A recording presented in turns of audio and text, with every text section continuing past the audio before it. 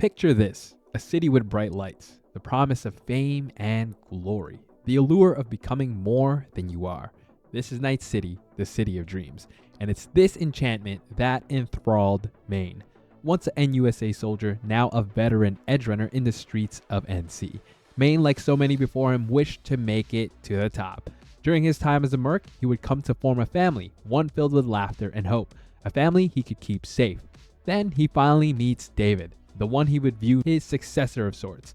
Maine would teach him and encourage members of his crew to train him up, and the similarities between the two start to become clear. Maine always believed to better himself it was going to be done through cybernetics, and as we are all aware, it was this desire for strength that led to his downfall. In many ways, this served as a warning to David.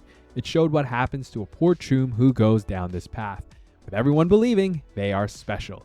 And in my opinion, the tragedy of Maine is centered around this constant desire to climb and his softness to those trooms he eventually called his family. If we recall, he was in contact with Gloria to get his hands on the Sandevistan. Of course, things did not go his way, and as a result, he ended up with David. And from here, their destinies were intertwined. David got a mentor and a father figure. Maine, on the other hand, got a successor, someone who wanted to make it to the top just as much as he did. Because of this, they were forever locked in the idea of making it big in the City of Dreams. And unless you are V, we know you will not survive the gauntlet that is known as Night City. What is also interesting is we get to see Maine through the lens of a young man who has lost everything. Maine from the get-go appears strong and capable, and on top of it all, he calls the shots. This is what David needed, a sense of direction. He needed to find purpose. Maine encouraged this purpose, this idea of creating your mark, in a world that is literally the epitome of despair. Instead of sulking about the passing of his mom, Maine tests and raises David, toughening him up and preparing him for the edgerunner life. We all knew that David and most of the characters were not going to survive, and now after seeing the anime for multiple times, only Lucy had the desire to leave Night City, making it a pit stop and not the destination. I may be taking this a bit far, but when Maine starts to have his cyberpsychosis visions, he sees himself running from NC with the roads coming to an end, highlighting the fact that he cannot escape the city, or that maybe he doesn't see himself leaving the city. In a way, it shows that he is trapped, and the thing that trapped him was the idea of making it big. Because we have to remember, he poured in his life and soul to this concept. There simply was no other option.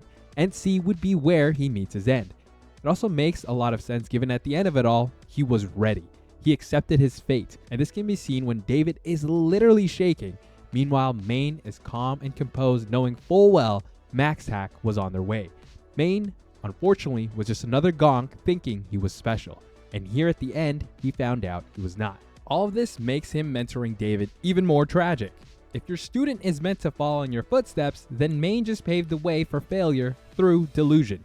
David already has some sort of regret with his mom passing and their final conversation being about making it to the top. So there is fuel there.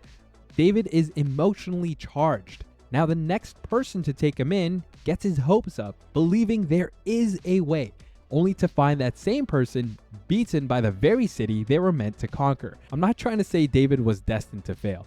He was handling the Sandevistan in a manner that was better than most, so there was some promise. But the 1% is called the 1% for a reason, and we just have to accept it. We can fight it all we want, but that's just the reality of the life they live in Night City. Mind you, personally, I'm like Maine. I believe you can make it. The only difference I would say is I'm a bit more realistic. So have dreams, edgerunners, but ground them in reality. That is how you make it. That's my truth anyways. Back to the video. Maine, once he accepted his fate, also left David with one last scarring message. Keep running. In a way, you see Maine projecting here, and quite possibly regretting his decisions. Keep running can be dissected in a few ways, but the way I view it, it's very simple. Keep running far from Night City. I think he understood at the very end, there's no way to make it to the top. There's no happiness to be found with thinking you can beat NC. Or, viewed from a more sinister perspective, there is absolutely no way you can win against Night City. And it is this allure and enchantment of the city that traps these gongs in a constant cycle of hope, then despair. Maine truly lived his life on the edge, but unfortunately for him, he was not able to complete his lifelong conquest, beating Night City. Obviously, this lesson fell on deaf ears because David chooses to do the opposite, even after getting his penthouse. Again, kind of a message to us viewers because V gets a penthouse at the end of it all. So David technically has it all, but he still chooses to go at it hard. It can be argued that David being on the Arasaka watch list pushed him, but still, he could have left NC with Lucy and found a way to make it to the moon. With everything we have seen though, I would say Maine lived a full life. Before his end, him mentoring David must have fulfilled him in some way, because why else would you teach a brat? Yeah, you can argue that Maine was just using David, but really though, all that time, all that energy wasted, just kill the gonk and be done with it, right? So I think Maine likes the idea of having a family, and David was just the latest member, one that probably reminded Maine of his younger self.